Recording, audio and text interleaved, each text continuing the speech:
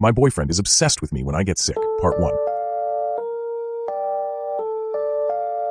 I woke up sneezing, badly. Once was normal. It pulled me back to reality, to warm blankets and lavender pillows. Twice jerked my whole body. 3 times my eyes blinked open. The pain hit as soon as my thoughts did. Harsh, cutting agony at the back of my skull. I thought it was a migraine, but then came a 4th sneeze, a 5th, and that's when I felt warm wetness across my mouth and nose, seeping down my chin. Blood. My blankets and pillows were soaked in deep cardinal red. I found my voice. Daniel. My boyfriend's name came out in a shuddery breath.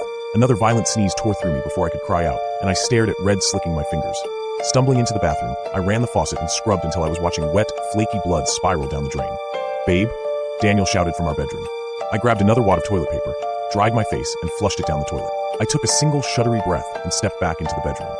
"I'm fine," I said, already rehearsed. Daniel was a hypochondriac when it came to my health. If I had so much as a headache, he would already be dragging me to the ER. Find out what happens next in Part 2. As expected, my boyfriend was already dressed, throwing his coat on. He took my wrist and pulled me downstairs and then straight to the garage. "Where are we going?" I asked when he started the car. Daniel leaned forward, pressing his hand to my forehead. "Carrie," he whispered, grasping my hand. "I'm going to save you, okay?" Daniel turned to the wheel, his lip curling like he was disgusted. "Tell me if you're going to sneeze again." He reached into the glove compartment and pulled out an old takeout carton. His eyes scanned the road. "Sneeze into that." I laughed, but that hurt more. "Have you gone mad?" I whispered. "Why do you want me to sneeze into week-old Chinese food?" When he didn't respond, I let out a breath. "Daniel, babe, I'm fine. It was just a bad nosebleed." He didn't look at me. "We're going to an ENT. At 4 in the morning?" I whisper-shrieked. "Look, I know it was scary. I was scared too. But it stopped. I stopped sneezing, and the pain is still kind of there. But find out what happens next in Part 3. We stopped outside a looming building with checkerboard windows. Daniel pulled me out of the car, tightening his grip on my wrist. We definitely weren't at the ER. "What pain, Carrie?" he whispered, leading me through automatic doors. I was blasted in the face with freezing cold air, and the dull pain continued, creeping across my forehead. It was suddenly too bright. I could barely put one foot in front of the other as he pulled me to the front desk. A woman with a wide smile greeted us. "Good evening," she said, nodding at Daniel. She didn't even look at me. "How may I help you?" "My girlfriend is—" Daniel's voice bled into a frenzied hiss. He nodded at me to take a seat across the room, and I thought about protesting, but my legs felt like they were giving way. Slumping down in a chair, I took notice of the waiting room. Several plastic chairs sitting in flower formations. I watched my boyfriend talk in hissed whispers with a nurse. Find out what happens next in Part 4. With Daniel occupied and my phone at home, I resorted to counting ceiling tiles. My head tipped back, counting under my breath until a boy around my age slumped down next to me.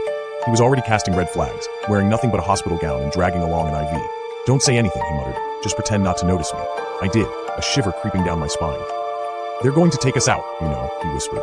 "They already tried with me, but I'm resilient." He sneezed violently suddenly, swiping blood from his nose, his lips curling into a grin. "I'm too strong. Jasper." I glanced up. A woman hovered over him, arms folded. She yanked him up by the collar of his gown, shooting me a look. "What the fuck do you think you're looking at?" she spat, before dragging the boy away.